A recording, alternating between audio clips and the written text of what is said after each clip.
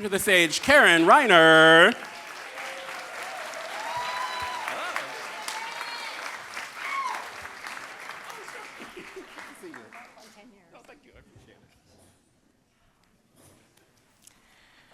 So there I was, standing naked on the doorstep of adolescence, with nothing between me and the general public but the equivalent of a wet Kleenex. This was during our favorite time of life, you know it, the middle school years.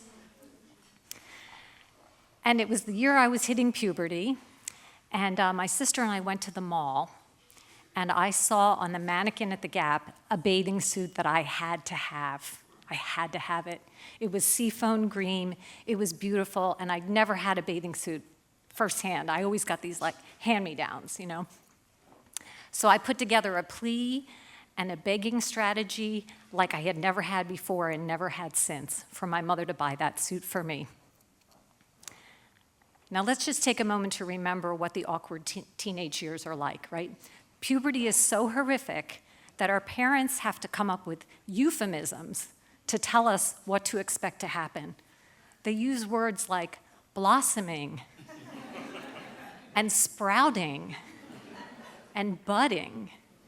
And they make it sound like puberty is just a walk through a park of flowers and green plants, and instead of the hellscape that it actually is, which is pimples popping up on our cheeks, hair sprouting in parts of our body we don't want it, and if you're a girl, the inevitable development overnight of breasts that are either way too big or way too small.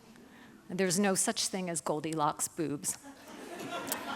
Now, myself, I'm a lifelong card-carrying member of the Itty Bitty Titty Committee. And before Pilates and yoga and step aerobics was an exercise that many of the women in the audience tonight probably know. It happens at slumber parties, and it has a chant, and you're welcome to join me. We must increase our bust.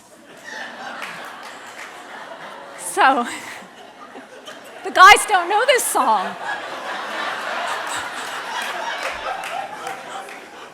I've left them behind the Iron Curtain, oh my gosh. Sorry, ladies. Okay, so this is the phase of my life that I'm in when I see this coveted bathing suit at the Gap. And the only thing more awkward in my family than being an awkward teenager is being an awkward teenager whose mother owns a Kenmore sewing machine. And my mother takes one look at that bathing suit at the Gap and she says, I am not paying good money for this bathing suit when I can make it myself. So she goes to the store, she buys from the stretchy knit bathing suit fabric in the very same color, seafoam green, and she whips together this tank suit. And she stitches 3 daisies down the front of it, like embroidered daisies. Someone says, oh God, like they already... Adolescence is coming back on all of us now. So she finishes this suit and she proudly shows it to me and I'm like, oh Mom, you know, like it's not really like the suit at the Gap. The suit at the Gap doesn't have flowers on it. And she said, it's better than the suit at the Gap because it is bespoke. Now, I'm like 12 years old. I've never heard the word bespoke before. So my mom says it means it's custom made, it's unique, no one else is gonna have anything like it. So I was like, oh, okay. So first hot day of summer, hot like today, my friend Sue Lefferts calls and says, let's go to the pool.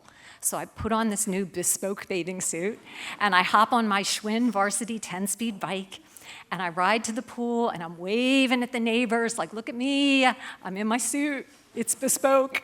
You know, I'm feeling like $1 million. Get to the pool, plunge into the pool, and all of a sudden, something they didn't teach us in 6th grade chemistry is that chlorinated water and whatever kind of fabric my mother bought are not friends. So the suit starts to stretch and stretch and stretch. The crotch of the suit is now down to my knees.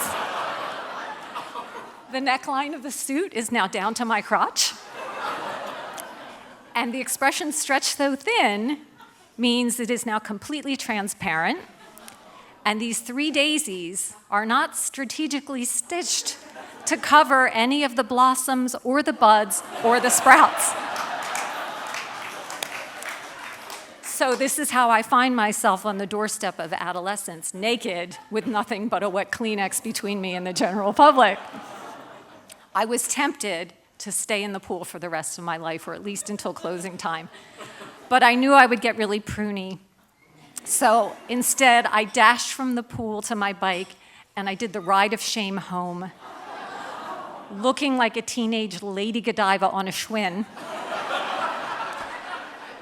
And all the neighbors who waved to me on my way to the pool stood there horrified. And this bathing suit that I wanted more than anything went right in the trash can. And my mother and I never talked about it again. But the rumor is that the neighbors bespoke of it frequently.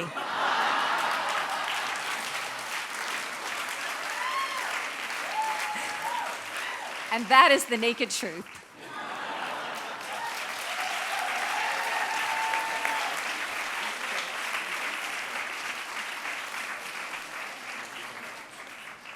One more time for Karen Reiner. Oh my goodness.